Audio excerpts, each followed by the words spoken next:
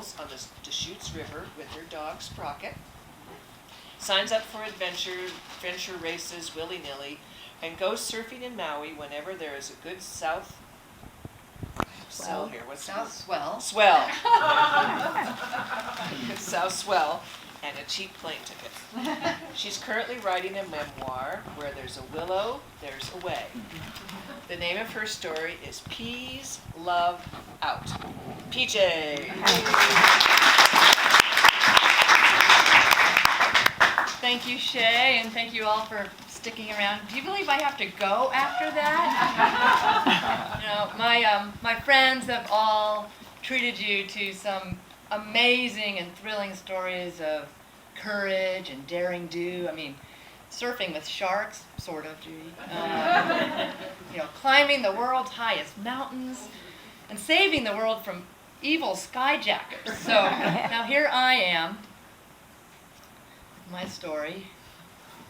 It's about a goldfish. About my short-lived career as a goldfish sitter. Like a dog sitter, only a goldfish. So, my neighbors, Tom and Laura Lee Ackerman, and their 2 young daughters were going to head off to Hawaii on vacation, and they asked me to take care of their beloved goldfish, Moby. So, of course, I agreed, because that's just what we do here in Bend. We take care of each other, or we come to each other's storytelling sessions. Thank you, neighbors. And I also knew that those 2 girls really adored fish. And so I said, sure, yeah, bring Moby over, I'll take care of him. There was only one problem. At the time, I was in the throes of a deep, dark depression.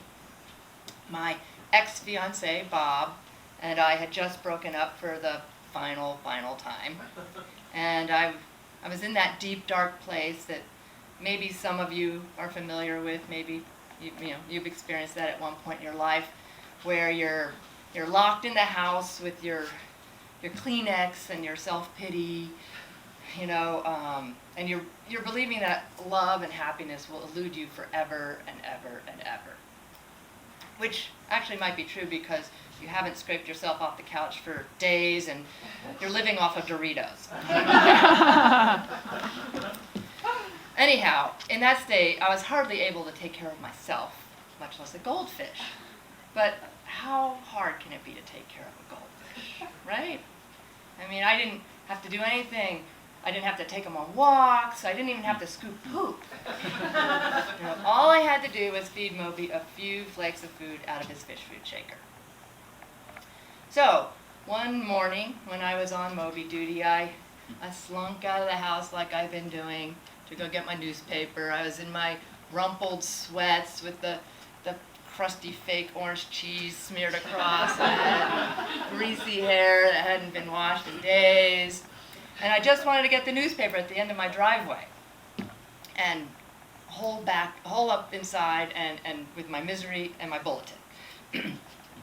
So I don't know how many of you might have the same delivery person that I do, but mine is extremely skilled at flinging the paper into that most geometrically inaccessible location under my parked van, somewhere between the muffler and the rear differential, I think.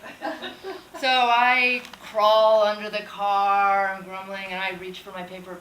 I can't get it. No matter how hard I try, I cannot reach that newspaper. I'm like, this day already sucks. And then I feel a nose jam into my butt. It's my next door neighbor's dog, King. I growl at King, but at least that nudge he gave me was just what I needed to reach that yellow plastic bag and get my newspaper, scramble out from underneath the car with it. So I went inside, closed the door, and locked it.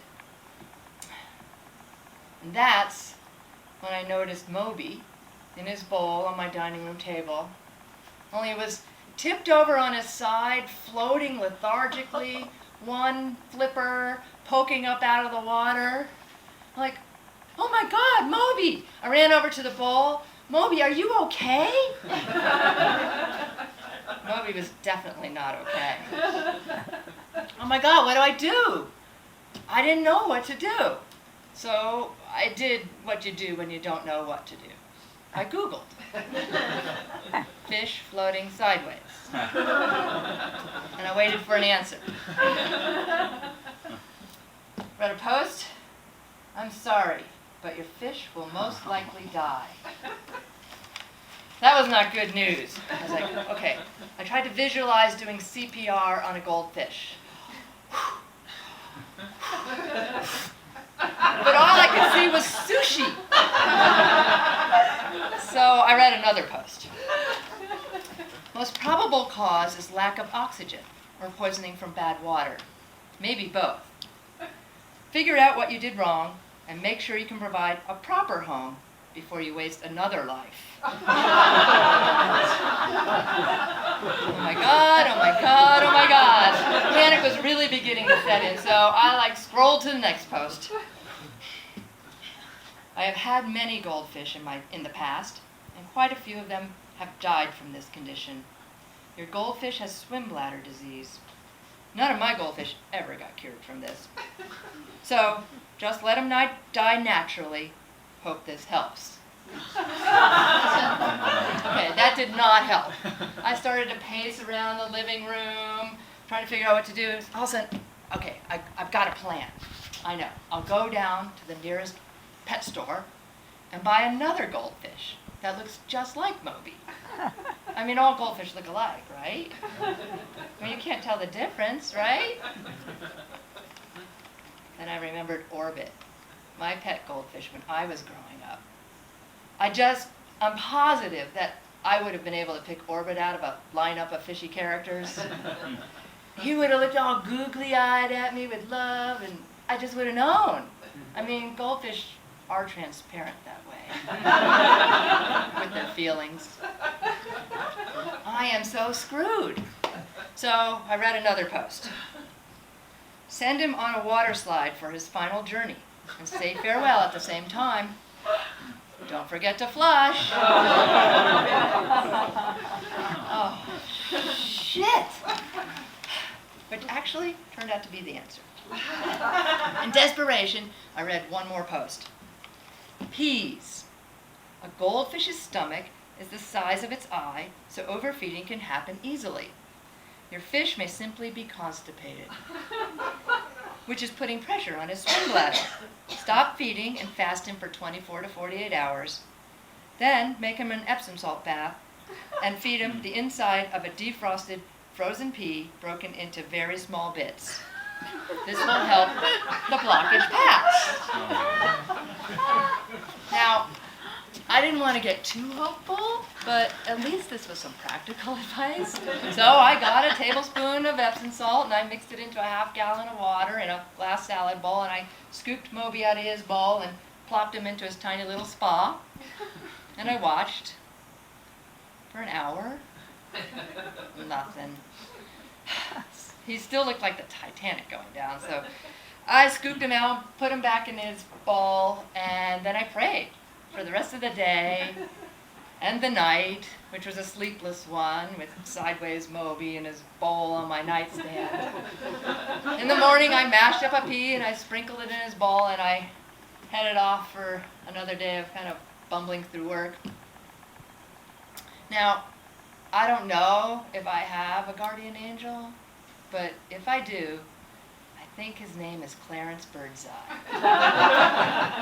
The pea did it! When I got home and I checked on Moby, he'd clearly had the crap of his life. He was swimming around right side up, all proud and chipper about it all.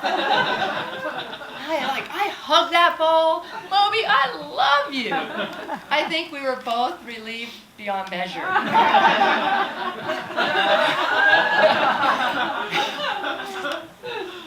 Moby had merely eaten too much. You know, he'd suffered a goldfish's version of lying bloated on the sofa after Thanksgiving dinner. You know, come to think of it, if he'd been able to reach it, I bet there would have been a remote control in that protruding fin and a football game on the TV. You know, and so as I'm hugging that bowl, I start giggling, and I can't stop, because Moby reminds me of Bob, Okay, now let me explain. Bob and I were on a bike trip from Seattle to Portland, and I remember that trip in particular because we rode right past the world's largest egg. It's in Winlock, Washington. This thing is the size of a VW Beetle. Anyhow, after 75 miles of hammering on our bikes, we pull up to a sizzler, ready to do some serious damage to the all-you-can-eat salad and fried shrimp bar. And we go in, and after 2 hours of total gluttony, we waddle out onto the sidewalk. And then suddenly, Bob collapses, belly up, going, "I'm so full." Well, the Sizzler customers that I think are kind of caught up in their own visions of T-bone steaks and Jell-O salads, they sidestep around him rather nonchalantly and on into the restaurant. But the manager on duty got wind of us and demanded we leave the premises. So as we pedaled away, very, very slowly, I couldn't help but imagine that poor Bob must have felt a lot like that chicken did right before it laid the world's largest egg. You know, and that's probably how little old Moby felt too. And when I remember that episode with Bob, him lying there on the sidewalk, waving the Sizzler customers past, you know, it just makes me laugh every single time. And as I was there, hugging that bowl, you know, and tears of laughter raining down on little Moby, suddenly I got it. Peace and happiness come when you let go of the crap in your life.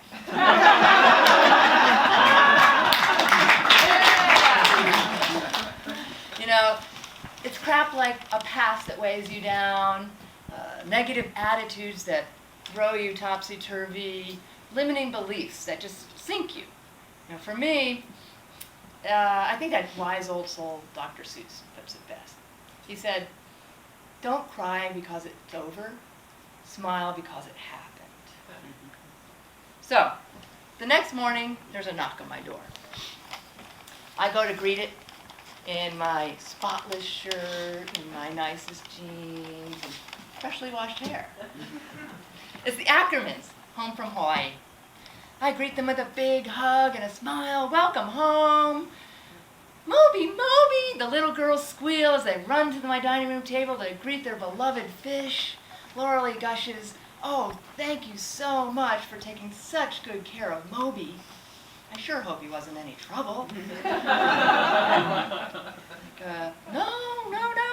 No trouble at all," I said as I gently handed her the bowl. Then one of the little girls handed me something. It was a yellow plastic bag. "Here, I picked this up off of the driveway for you." Oh. The bulletin. Hand delivered. I knew it was going to be a good day.